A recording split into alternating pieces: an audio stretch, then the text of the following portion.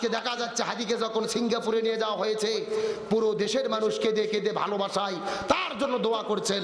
আমি তো মনে করি হাদি সফল হয়ে গেছে। আজকে পুরো দেশের মানুষ তার জন্য দোয়া করতেছে, অস্ত্র সিক্ত ভালোবাসার দোয়া তিনি পেয়ে গেছে। হাদি সফল। কয়েকদিন আগে তিনি বক্তব্য দিয়েছিলেন, কি ইমানের শক্তি। তিনি বলেছিলেন 50 বছর বেঁচে থেকে কোনো লাভ নাই, আমি প্রয়োজনে 5 বছর বাঁচবো, তারপরে হুঙ্কার দিয়ে বাঁচতে চাই। এবং তিনি বলেছিলেন, আমাকে হুমকি দেওয়া হচ্ছে, আমি মারা যাব, আমার সন্তানকে তোমরা একটু দেখে রেখো। কি তার ইমানের জজবা, যার পুরোটাই কলিজা, বক্তব্য শুনলে শরীরের লোম পর্যন্ত দাঁড়িয়ে যায়। আজকে যখন এই পরিবেশ, আমরা জামাত বিএনপি নিজেরা যুদ্ধ শুরু করেছি। জামাত বলতেছে বিএনপির কাম, বিএনপি বলতেছে জামাতের কাম। আসলে জামাত বিএনপির কারু কাম না, এর কাম হলো স্বৈরাচার আর ভারতের। আমাদের নিজেদের ভেতরে গন্ডগোল লাগা দিছে যাতে নির্বাচনকে বন্ধ করা যায়, আর আমরা পাগলের মতো লাগে পড়ছি। ওরা ভারত থেকে গেম খেলতেছে, ও টেনশনই নাই, আমরা রাজনীতির জন্য নিজেরা লাগে পড়ছি। সবাইকে বলতে চাই, এক থাকেন, ভুল বুঝেন না। জামাতের কি লাভ হাদিকে হত্যা করে? বিএনপির কি লাভ হাদিকে হত্যা করে? কারো কোনো লাভ নাই। লাভ হলো স্বৈরাচারদের, তারা বিশৃঙ্খলা করে সেনাবাহিনীকে ক্ষমতায় বসায়া নির্বাচন বানচাল করতে চায়। মাঝে মধ্যে কিন্তু বলে আমরা সীমানার কাছে আছি, যে কোনো সময় চট করে ঢুকে পড়তে পারি। আমরা বলতেছি ম্যাডাম আসেন, এটা তো আপনার বাবার দেশ, আপনি আসেন, আপনি চট করে ঢুকবেন, আর আমরা আপনাকে ফট করে আয়না ঘরের মধ্যে ঢুকে দেবো। কথা কর না গা, আমরা ফট করে ফাঁসির দড়ি গলার মধ্যে ঢুকে দেবো। বুবু ভাইসো চট করিয়া ফাঁসির দড়ি তোমার জন্য রাখছি গো সাজাইয়া, রিসেপশনে বইসাই আছি ফাঁসির মালা লইয়া। বুবু ভাইসো চট করিয়া ফাঁসির দড়ি তোমার জন্য রাখছি গো সাজাইয়া। আল্লাহর কোরআন বলছেন, কুতিবা আলাইকুমুল কিসাস, জীবনের পরিবর্তে জীবন, হাতের পরিবর্তে হাত, পায়ের পরিবর্তে পা, চোখের পরিবর্তে চোখ। এই আয়াতের ডিজিটাল ব্যাখ্যা হলো ফাঁসির দড়ির পরিবর্তে ফাঁসির দড়ি। বাবু আইবা, তুমি আইবা গো এইবার, আইসা বুবু ক্ষমতা পাইবা না। যারা ঠিক বলবে না মনে করবেন ওই গ্রুপের লোক। জোরে বলেন ঠিক। বুবু আইবা, তুমি আইবা গো এইবার, আইসা বুবু ক্ষমতা পাইবা না। খোঁজনেই বুবু কাদের কাকার, অবস্থা খারাপ দরবেশ বাবার, হারুন আঙ্কেল এখন সামনে আসে না। নেতা কর্মী সব জেলের ভেতর, বুবু আছে ডরের উপর, কখন জানি আসে গ্রেফতারি পরোয়ানা। বুবু আইবা, তুমি আইবা গো এইবার, আইসা বুবু ক্ষমতা পাইবা না। বয়স তোমার 80 বছর, ডাকছে বুবু তোমায় কবর, দাফন হবে কোথায় সেইটা ভাবলা না। বুবু আইবা, তুমি আইবা গো এইবার, আইসা বুবু সিয়ার পাইবা না। কথা বলেন ঠিক কিনা? আলোচনা কি চলবে? কারা কারা চলবে? দুটি হাত আল্লাহকে তুলে দেখায়।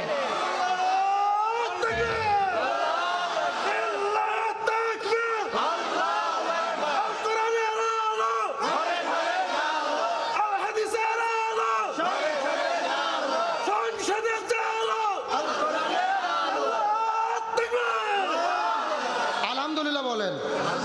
জাহাঙ্গীর ভাই, আমাকে চা দেওয়ার দরকার নেই, ছেলেকে 1 কাপ চা দেন। ইমরান 1 কাপ চা খাক, ও যতক্ষণ ঠিক আছে আলোচনা ততক্ষণ চলবে। আলোচনা চলছে চলছে, তবে ওটাউটি করা যাবে। ওই যে দাঁড়িয়ে আছে ওরা কারা, কোথা থেকে এলো?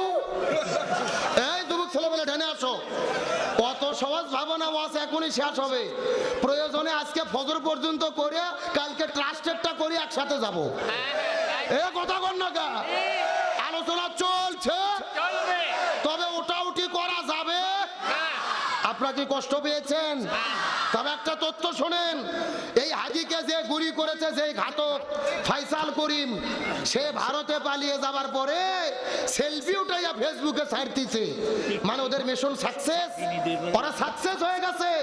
ফেসবুকে ছবি উঠাইয়া সেলফি তুলে ভারত থেকে ছেড়ে দিচ্ছে, আমাদেরকে বৃদ্ধাঙ্গুলি দেখিয়ে সরকারকে বলি ওকে ফিরিয়ে আনার ব্যবস্থা করেন, নতুবা আপনাদের ক্ষমতায় থাকার অধিকার নাই, অথবা ভারতের সাথে সম্পর্ক ছিন্ন করেন, স্বৈরাচারকে ফিরিয়ে আনেন।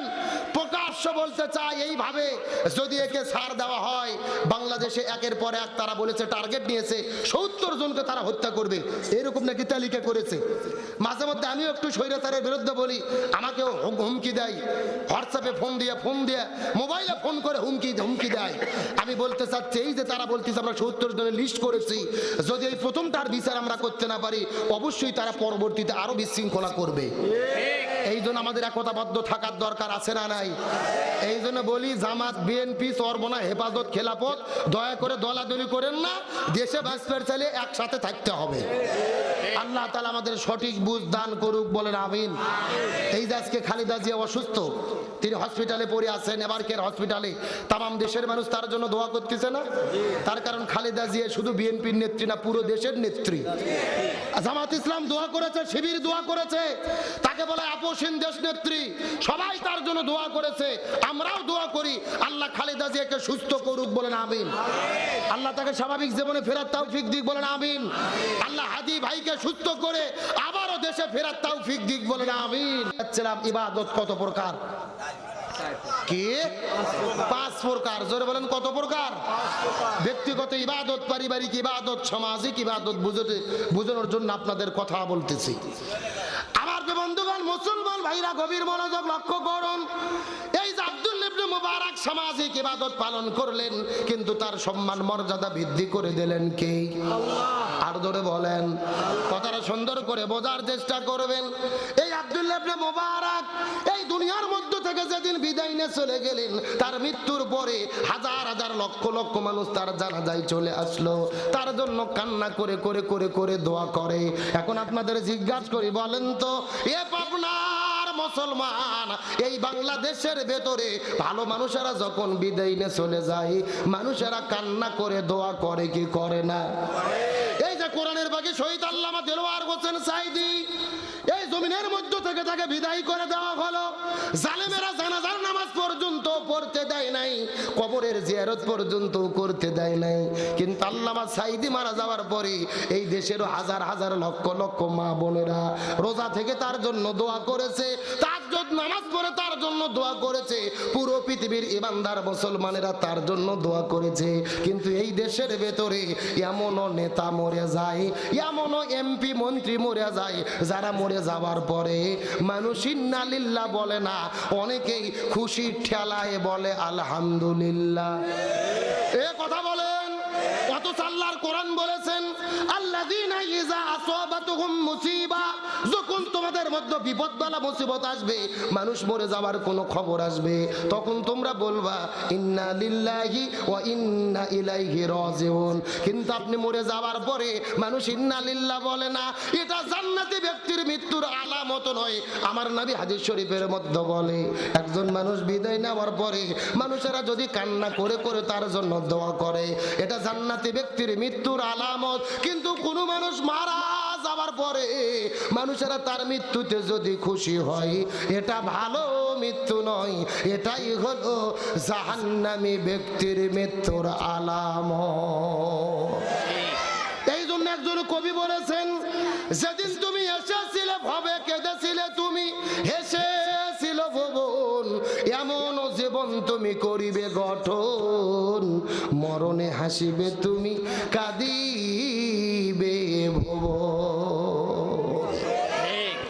এই জন্য আব্দুল্লাহ ইবনে মুবারক বিদায় নিয়ে চলে গেলেন, হাজার হাজার লক্ষ লক্ষ মানুষ তার জন্য কান্না করে দোয়া করলেন।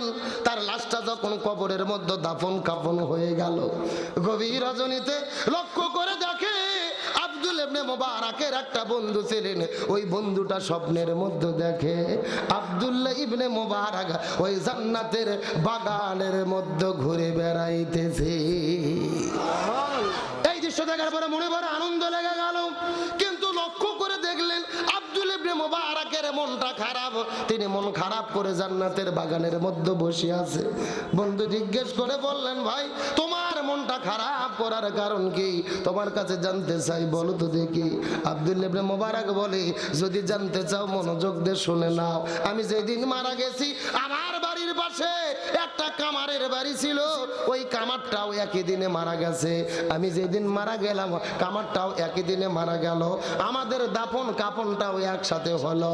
কিন্তু জান্নাতের মধ্যে আসার পরে দেখি আল্লাহ আমাকেও জান্নাত দান করেছে, ওই কামারটাকেও জান্নাত দান করেছে। কিন্তু লক্ষ্য করে দেখি আল্লাহ আমাকে যত বড় জান্নাত দান করেছে তার চাইতে ডবল বড় জান্নাত আল্লাহ ওই কামারটাকে দান করেছে। আব্দুল্লাহ ইবনে মুবারক যত বড় জান্নাত পাইছে তার চাইতে বড় জান্নাত পাইছে কে? আচ্ছা, আপনারা কি কামার চেনেন না? ওই লোহা গলাইয়া দা বটি তরোয়াল দ্বারা তৈরি করেন। এ গভীর মুসলমান বোঝার চেষ্টা করেন, এই আব্দুল্লাহ ইবনে মুবারকের চাইতে বড় জান্নাত পাইলো কামার। এই স্বপ্নটা যখন তার বন্ধু দেখলেন, হঠাৎ করে ঘুম ভেঙে যাওয়ার পরে, ঘুম থেকে ওঠার পরে এক দৌড়ে চলে গেলেন কামারের বাড়ির খোঁজে। ওই কামারের বাড়ির মধ্যে যাওয়ার পরে দেখে কামারের বাড়িতে তেমন কোনো মানুষ খুঁজে পাওয়া যায় না, কিন্তু তার একটা স্ত্রী আছে। স্ত্রীকে জিজ্ঞেস করে বলে, চাচি আপনার স্বামী কামার আব্দুল্লাহ ইবনে মুবারকের চাইতে বড় জান্নাত পাইছে, আপনার কাছে জানতে চাই, বলেন তো আপনার স্বামী জীবনের ভেতরে কি কি এমন ভালো ভালো আমল করেছে, কি কি এমন কর্ম করেছে, আমলগুলো আপনার কাছে জানতে চাই। স্ত্রী ডাকতে বলে, হুজুর মিথ্যা কথা বলবো না, আমার স্বামী গরিব মানুষ, বেশি ইবাদত বন্দেগী তিনি করার সুযোগ পায় নাই, কিন্তু তার জীবনের ভেতরে আমি মাঝে মধ্যে দুইটা আমল করতে দেখেছি। চিৎকার করে বলেন দেখি কয়টা? আরো জোরে বলেন। কোন দুইটা আমল করার কারণে একটা বড় আলেমের চেয়ে বড় জান্নাত কামার পাইলো? জানার দরকার আছে না নাই? আরো জোরে বলেন। আমি অবশ্যই বলবো, তবে আলোচনা শুরু করেছি ইবাদত কত প্রকার। ব্যক্তিগত ইবাদত, পারিবারিক ইবাদত, সামাজিক ইবাদত। 4 নম্বর হলেন রাজনৈতিক ইবাদত। জোরে বলেন কি ইবাদত? এই যে এই ওয়াজ করতে গেলে যত ভেজাল। অনেকের মনের মধ্যে প্রশ্ন, হুজুর রাজনীতির ভেতরে আবার ইবাদত ঢুকলো কেমনে? ভালো করে বোঝার চেষ্টা করেন। আল্লাহর কোরআন বলেছেন, ইন্না আনজালনা ইলাইকাল কিতাবা বিল হাক্কি লিতাহকুমা বাইনান নাস বিমা আরাকাল্লাহ। আমি যেই কোরআন আপনাকে দান করেছি, এই কোরআনের ভেতরে ব্যক্তি, পরিবার, সমাজ, রাষ্ট্র, রান্নাঘর থেকে শুরু করে সংসদ ভবন পর্যন্ত যা কিছু রাখবে আমি সব কিছু কোরআনে দিয়েছি। চিৎকার করে বলেন আল্লাহু আকবার।